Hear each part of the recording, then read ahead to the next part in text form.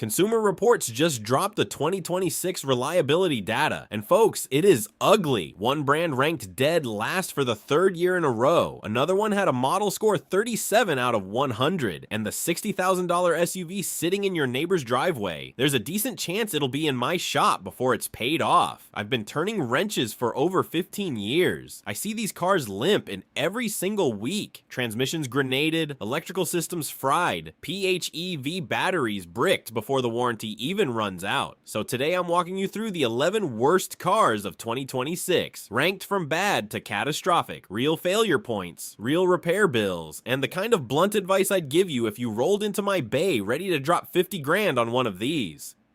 Stick around, number 1 is going to make a lot of people really uncomfortable. Starting at number 11, the Volkswagen Jetta. Look, I know, it's the cheap German sedan everyone thinks is a smart buy.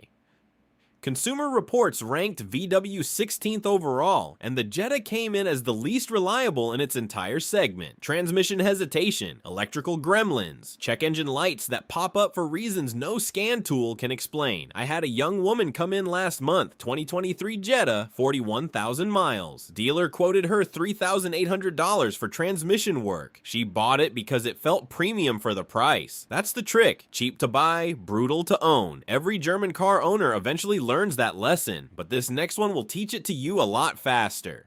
Number 10, the Audi Q4 e-tron. Audi dropped 10 spots this year, the biggest fall of any brand. And the Q4 is the reason. Climate system failures, infotainment crashes, EV battery malfunctions, charging issues where the car just refuses to accept a charge overnight. Now, here's the part that kills me. A guy brought his Q4 in a few weeks back. Beautiful car, barely 20,000 miles. Dead in his garage. Wouldn't wake up, towed it to the Audi dealer. 4 weeks in the shop waiting on a module. 4 weeks. He's still making payments on a car he can't drive. That's luxury EV ownership in 2026. You pay Audi prices, you wait Audi timelines, and you get Audi repair bills. Speaking of brands that used to be reliable, number 9, the Mazda CX-90 PHEV. This one hurts because Mazda used to be on everyone's shortlist. They fell from the top 10 all the way down to 14th, and this plug-in hybrid is a big reason why.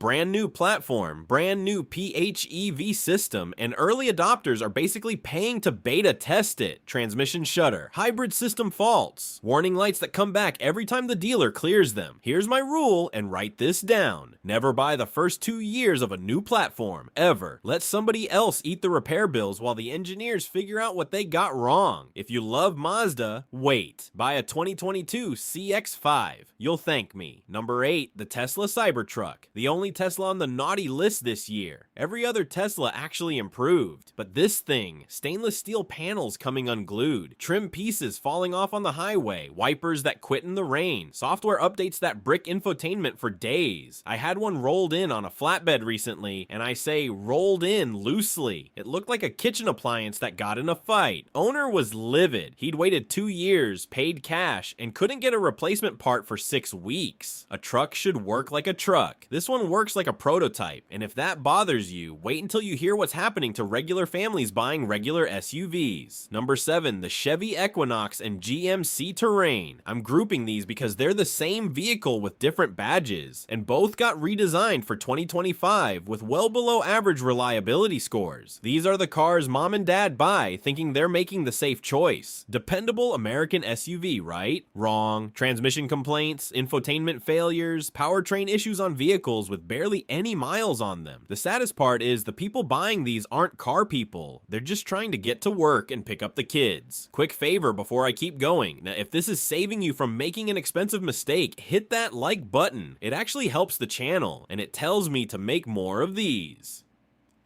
Alright, back to the carnage. Number 6, the Cadillac Lyriq. $65,000. Luxury electric flagship. Climate system that doesn't climate. Electronics that freeze. Mid-drive. 12-volt batteries. Yes, the little regular battery. Dying in the driveway on a $65,000 EV. Owners are reporting getting stranded because the low-voltage system fails while the main battery sits at 80%. One of my regular customers traded her Lexus for a Lyriq last year. By month 4, she was begging me me to help her get out of the lease. The sad thing is, she's not alone. Cadillac's been chasing Tesla for a decade, and they still can't build software that works. But at least she could drive hers occasionally. This next one, half the time, it's sitting on a lift. Number 5, the GMC Acadia. Consumer Reports specifically called this out as one of the least reliable vehicles of 2026. 3-row family SUV, redesigned for 2025, and the transmission is a disaster. Engine complaints, electrical faults. I had a guy come in last summer towing a camper. Family of 5, heading out for vacation. Acadia transmission just gave up on the on-ramp.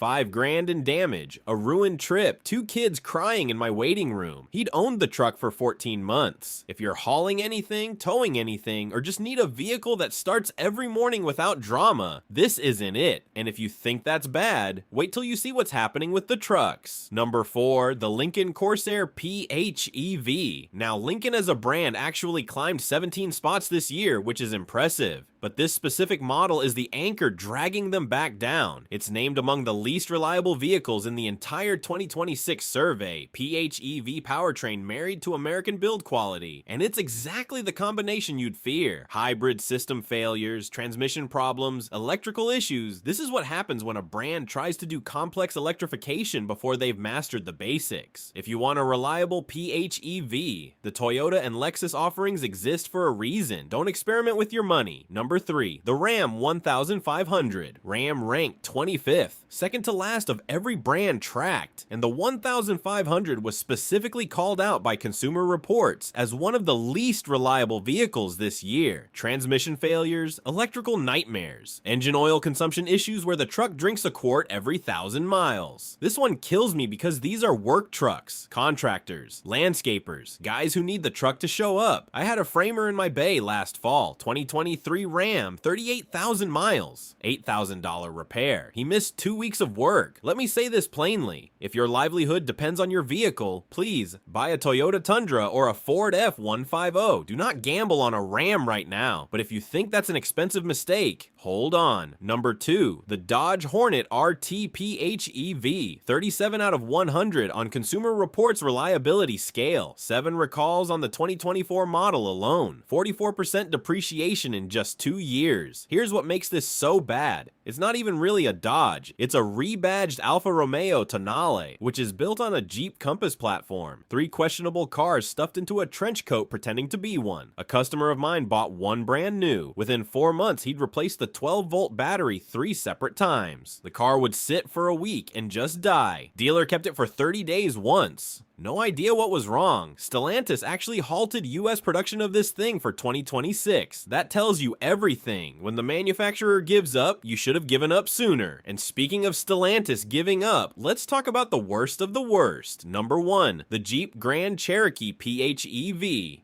This is the crown jewel of bad decisions in 2026. Jeep ranked dead last as a brand for the 3rd consecutive year, lowest reliability, lowest road test scores, lowest owner satisfaction. And within that dead last brand, the Grand Cherokee PHEV is their worst rated model, well below average reliability, engine problems, transmission issues, electrical failures. And on top of all of that, a plug-in hybrid battery system that owners are reporting failed before 50,000 miles. A repair that can run you $15,000 out of warranty.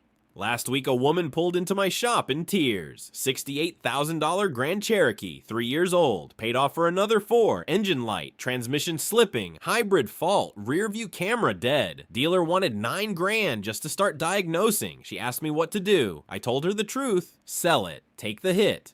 Run! Because the next repair is coming, and the one after that, and the one after that. When a car earns the number 1 spot on this list, it's not a coincidence. It's a pattern. So which one of these did you or someone you know get burned by? Drop it in the comments. I read every single one, and honestly, the horror stories from y'all are wild. Before you buy anything in 2026, remember this. The sticker price is the cheapest part of owning a bad car. Depreciation and repair bills will eat you alive. Hit subscribe if you want the real mechanic side of the industry, because next video I'm breaking down the 10 most reliable cars of 2026. The ones I actually tell my own family to buy. Do not purchase a single vehicle until you watch that one. I'll see you there.